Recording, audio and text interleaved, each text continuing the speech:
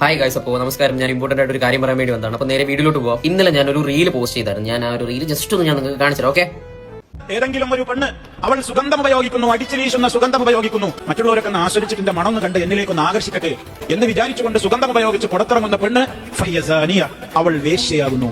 അപ്പോൾ ഈ ഒരു വീഡിയോ കണ്ടിട്ട് എന്റെ അടുത്ത് ഒരുപാട് ഒരു പോസിറ്റീവായിട്ടും നെഗറ്റീവായിട്ട് ആൾക്കാർ വന്നായിരുന്നു. അപ്പോൾ നെഗറ്റീവ് എന്തെന്ന് പറഞ്ഞാൽ, ഞാൻ ഇവിടെ ഉസ്താദിനെ കളിയാക്കുന്നു, ഞാൻ ഇവിടെ ജാതിനെ കളിയാക്കുന്നു, ഞാൻ മുസ്ലിംസിനെ കളിയാക്കുന്നു, ഞാനൊരു മുസ്ലിമാണ്, അതിലുപരി ഞാനൊരു മനുഷ്യനാണ് എന്ന് വെച്ച് ഞാനൊരു മൈരനല്ല. ഇപ്പോൾ ഹിന്ദുസ് ആവട്ടെ, ക്രിസ്ത്യൻസ് ആവട്ടെ, മുസ്ലിംസ് ആവട്ടെ, ഇതിനെല്ലാത്തിനും ഞാൻ എന്റേതായിട്ടുള്ള രീതിയിൽ ഞാൻ റെസ്പെക്ട് ചെയ്യുന്ന ഒരാളാണ്. എന്ന് വെച്ചാൽ നമുക്കിപ്പോൾ എല്ലാ ഒരു ലിമിറ്റ് വരെ നമുക്ക് പോകാവും. പക്ഷേ ലിമിറ്റ് കഴിഞ്ഞപ്പോൾ മതം പഠിക്കുന്നവർക്ക് പഠിക്കാം. ഓക്കെ, നമ്മളിപ്പോൾ ഉസ്താദന്മാർ പറയും, നമ്മളൊന്നും പറയാൻ പാടില്ല, അങ്ങനെയൊന്നുമില്ല. നമുക്ക് നമ്മുടെ ഒപ്പീനിയൻ വേണമെങ്കിൽ നമുക്ക് പറയാം. ആ ഒരു പണ്ഡിതൻ പറയുന്നുണ്ട് എന്ന് പറയുമ്പോൾ, ഏതെങ്കിലും ഒരു സ്ത്രീ ആ പുള്ളിക്കാരി പെർഫ്യൂം അടിച്ച് ഒരു ആൾക്കൂട്ടത്തിന്റെ ഇടയിൽ കൂടി പോകുന്നു.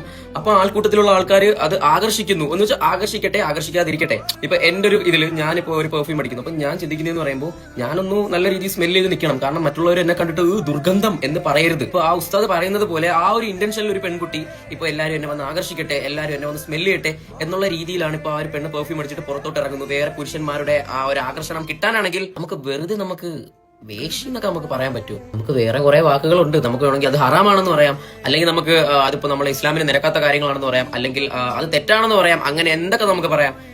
യേശി എന്ന് പറഞ്ഞ വാക്ക് പറഞ്ഞാലേ നമുക്ക് അവിടെ ആ ഒരു സെന്റൻസ് പൂർത്തിയാക്കാൻ പറ്റുമോ? എനിക്കറിയത്തില്ല, എനിക്ക് അത് അക്സെപ്റ്റ് ചെയ്യാൻ പറ്റത്തില്ല. കാരണം എന്റെ വീട്ടിൽ എന്റെ ഉമ്മയും എന്റെ കുറെ പെങ്ങന്മാരും എല്ലാവരും പെർഫ്യൂം യൂസ് ചെയ്യുന്നതാണ്. എന്ന് വെച്ചാൽ എനിക്ക് അവരെ ഈ ഒരു കണ്ണിൽ എനിക്ക് കാണാൻ പറ്റത്തില്ല. ആ ഒരു പദപ്രയോഗം അല്ലാതെ അവിടെ ഞാൻ ഉസ്താനെ ഒന്നും പറയുന്നില്ല, ഉസ്താനെ കളിയാക്കുന്നില്ല. ഉസ്താദ് പറയുന്ന സ്റ്റോറി ഇവിടെ നരേറ്റ് ചെയ്തതേ ഉള്ളൂ. എനിക്ക് ആ ഒരു വാക്ക് എനിക്ക് ഇഷ്ടപ്പെട്ടില്ല, എനിക്ക് അത് അക്സെപ്റ്റ് ചെയ്യാൻ പറ്റില്ല. നല്ലതേ കാണാവൂ, നല്ലതേ കേൾക്കാവൂ, നല്ലതേ സംസാരിക്കാവൂ എന്ന് പഠിപ്പിച്ച് തരുന്നവർ തന്നെ ഞാൻ അങ്ങോട്ടും പറയുന്നു, നല്ലതേ നമ്മുടെ സമൂഹത്തിന് പകർന്നു കൊടുക്കാവൂ. കാരണം എന്ന് വെച്ചാൽ പറയേണ്ട രീതി, പറയേണ്ട വാക്കുകൾ, പറയേണ്ട സ്ഥലം, ഇത് എവിടെയൊക്കെ എത്തും, ആരുടെ എത്തും. ഈ ജാതി പുതി മതം കൊതമെന്ന് അറിഞ്ഞാൽ ഒരുപാട് പേര് നമ്മുടെ സമൂഹത്തുണ്ട്. സോറി കേട്ടോ, ഞാൻ കുറെ നേരം കൂടി ഞാൻ കടിച്ചു പിടിച്ച് ഞാൻ മര്യാദയ്ക്ക് സംസാരിക്കും. അതുകൊണ്ടാണ് ഞാൻ ഇങ്ങനെ പറയുന്നത്. എന്തെങ്കിലും പറഞ്ഞില്ലെങ്കിൽ എനിക്കൊരു സമാധാനമല്ലോ. ഇതൊന്നും അറിഞ്ഞാൽ ഒരുപാട് പേരുണ്ട്. അപ്പോൾ അവർ നോക്കുമ്പോൾ ഒറ്റ നോട്ടം നോക്കുമ്പോൾ ഈ ഇസ്ലാം ഇങ്ങനെയാണോ, അയ്യോ ഈ പെർഫ്യൂം അടിക്കുന്നവരെല്ലാവരും വേഷികളാണോ എന്നുള്ളൊരു ചിന്ത അവർക്ക് വരാം. അത് നമ്മൾ മാറ്റി മനസ്സിലാക്കി നമ്മൾ പറയേണ്ട രീതി പറഞ്ഞു കൊടുത്താൽ അവർക്ക് മനസ്സിലാവും. ഓക്കെ, അതുപോലെ തന്നെ നമ്മളിപ്പോൾ ഈ നോർത്ത് സൈഡിലൊക്കെ പോയാണ് ഇങ്ങനെയൊക്കെ ഒന്ന് പറയുന്നതെന്ന് ചിന്തിച്ചു നോക്കിയേ. എന്തൊക്കെ ആയേനെ, കേരളം ആയതുകൊണ്ടല്ലേ. അപ്പോൾ ഞാൻ കാരണം ആർക്കെങ്കിലും എന്തെങ്കിലും വിഷമോ കാര്യങ്ങളോ ദേഷ്യമോ അങ്ങനെ എന്തെങ്കിലുമൊക്കെ ഉണ്ടെങ്കിൽ ഞാൻ നിങ്ങളുടെ ക്ഷമ ചോദിക്കുന്നു. ഞാൻ അവിടെ ഉസ്താദ് പറഞ്ഞ വചനങ്ങളെയോ ഞാൻ ഒന്നും കളിയാക്കുന്നില്ല. ഉസ്താദിന്റെ ആ ഒരു പദപ്രയോഗം, ഉസ്താദ് അവിടെ തെരഞ്ഞെടുത്ത വാക്ക് എനിക്ക് അക്സെപ്റ്റ് ചെയ്യാൻ പറ്റത്തില്ല. അത് ഞാൻ എന്റെ ഒരു രീതിയിൽ, ഞാനൊരു വീഡിയോയിൽ ഞാൻ ജസ്റ്റ് ഒന്ന് തമാശയായിട്ട് കാണിച്ചു.